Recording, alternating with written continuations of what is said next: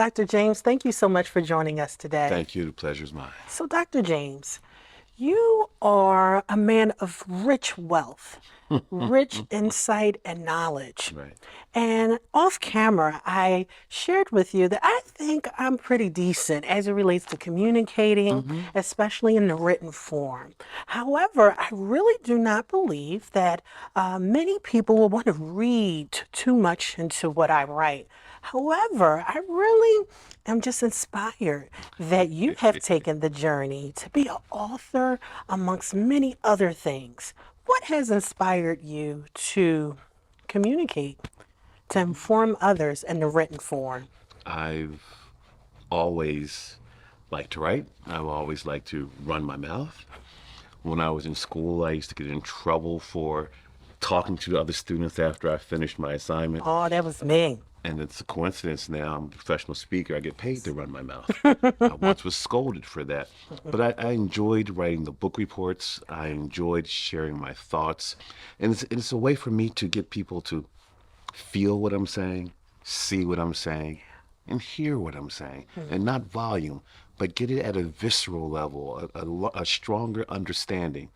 And as a speaker, I'm a storyteller. And when you're writing your narrative, you gotta include stories because my good friend Doug Stevenson says, facts fade, stories stick.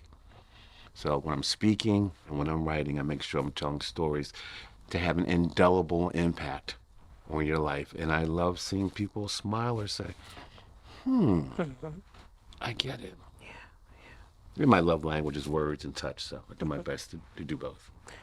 So, what story comes to mind for Dr. James to speak and have one's attention? And not just attention, they're intentionally listening to learn and to evolve. How deep do you want me to go? As deep as you would like. You've probably seen the movie 12 Years a Slave. Absolutely. Well, with my research on authenticity for my doctorate, and with my number of years in corporate playing not to lose rather than playing to win, putting the face on, I would say my life has been 40 years of gym. Now, let me tell you what that's about. Yes. If you knew me prior to 18, you called me Smitty, James, or Jimmy.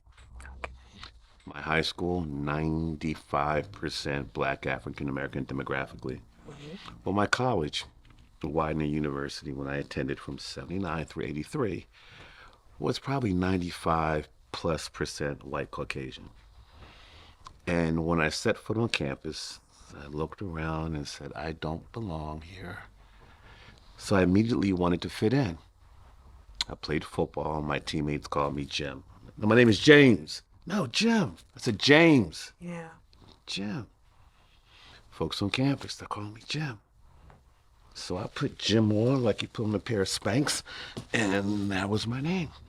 Through college, into corporate.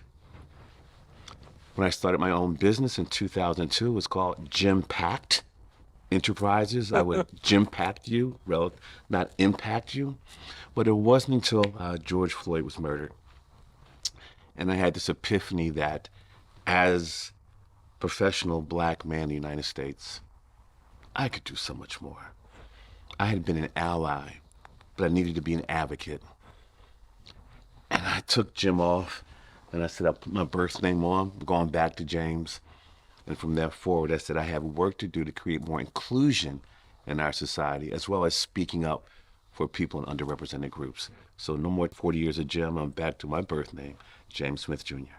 Well, Dr. James, it has definitely been a pleasure and an honor sitting at the table with you today. Wow. Thank you for hearing the call and answering. Martha, Thank thank you you. so much.